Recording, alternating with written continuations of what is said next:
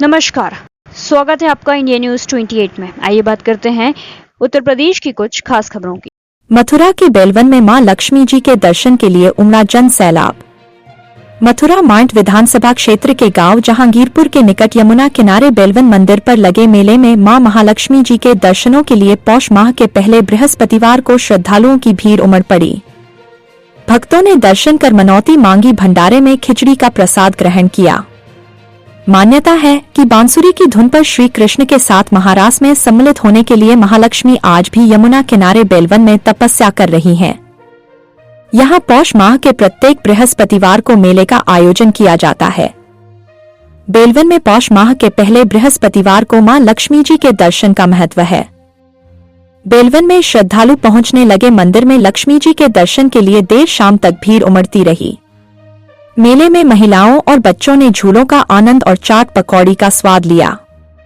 महालक्ष्मी ग्राम सेवा समिति के अध्यक्ष सत्य प्रकाश सिंह ने बताया कि इस बार पौष माह में 4 मेलों का आयोजन होगा। बेलवन महालक्ष्मी मंदिर परिसर में पहुंचे वरिष्ठ पुलिस अधीक्षक शैलेश कुमार पांडे एवं जिलाधिकारी शैलेंद्र कुमार सिंह ने मंदिर और मेले की सुरक्षा व्यवस्था देखी और साथ में मांड थाना प्रभारी निरीक्षक पुलिस बल के साथ मौजूद रहे। द्वापर युग में भगवान श्री कृष्ण मांड के निकट यमुना किनारे बेलवन में रास रचाते थे। एक बार भगवान श्री कृष्ण ने महारास के दौरान बांसुरी बजाई तो उसकी आवाज देवलोक तक जा पहुंची। महालक्ष्मी ने नारद जी से पूछा तो उन्होंने बताया कि बेलवन में यमुना किनारे भगवान श्री कृष्ण बांसुरी बजा रहे हैं। महालक्ष्मी बेलवन पहुंची और रास में प्रवेश करना चाहा तो वहां मौजूद गोपियों ने उन्हें रोक दिया। महालक्ष्मी ने गोपियों को भला बुरा कह डाला। श्री कृष्ण को यह बुरा लगा। उन्होंने महालक्ष्मी से कहा कि यह साधारण गोपियां नहीं हैं। इन्होंने हजारों वर्ष तपस्या कर रास में शामिल होने का सौभाग्य प्राप्त किया है। यदि आपको भी रास में शामिल होना है तो पहले तपस्या कर गोपियों को प्रसन्न करना होगा, तभी मैं आपको रास में शामिल करूंगा। मान्यता है कि तभी से महालक्ष्मी जी यहाँ गोपी रूप में तपस्या कर रही हैं। द्वापर युग में बेल के पेड़ों की प्रचुरता के कारण इस स्थान को बेलवन कहा जाता था। यह वृंदावन से मात्र 2 किलोमीटर दूर है। मथुरा से संवाददाता ब्रिजवीर सिंह जादौन की रिपोर्ट। देखिए, पौष माह में यहाँ माँ लक्ष्मी के यहाँ का ऐतिहासिक मेला शुरू हो गया है और आज बृहस्पतिवार है। सब जानते हैं आज के दिन में काफ़ी संख्या में श्रद्धालु जनपद से, जनपद के बाहर, प्रदेश और प्रदेश के बाहर से यहाँ माँ लक्ष्मी जी के यहाँ दर्शन पूजन के लिए आते हैं। उसके लिए व्यापक सुरक्षा व्यवस्था तथा कानून व्यवस्था सुदृढ़ है। इसके लिए पर्याप्त पुलिस बल लगाए गए हैं, जिसमें पुरुष और महिला पुलिस कर्मी, क्यू मैनेजमेंट से लेके वाहनों की पार्किंग तथा यात्रियों को किसी तरह की असुविधा न हो, अपराध नियंत्रण के दृष्टिकोण से भी तमाम हमारे पुलिस पर्सनल लगे हुए हैं। सादे में भी हमारे पुलिस वालों की ड्यूटी लगी हुई है। यहाँ के स्थानीय मंदिर प्रबंधन, यहाँ के स्थानीय लोगों सबका सहयोग लेते हुए इस पूरे माह चलने वाले जो मेला है इसको सकुशल संपन्न कराने के लिए पुलिस और प्रशासन पूरी तरह से कटिबद्ध है। मेरा नाम खेमचंद राघव है। ये पौष महीने में प्रत्येक गुरुवार को यहाँ मेला लगता है, खिचड़ी का भोग लगता है। यहाँ की कहानी ऐसी है कि द्वापर युग में जब भगवान श्री कृष्ण ने यहाँ वृंदावन में महाराज किया था, उस महाराज को देखने लक्ष्मी जी बैकुंठ से आई थी। परंतु जब राधा रानी को पता चला बैकुंठ से लक्ष्मी जी आ रही हैं, वो तो इतनी सुंदर हैं कि सभी ब्रजवासी मोहित हो जाएंगे। कोई नहीं जानेगा भक्ति को, ज्ञान को, वैराग को, सब माया में विलीन हो जाएंगे।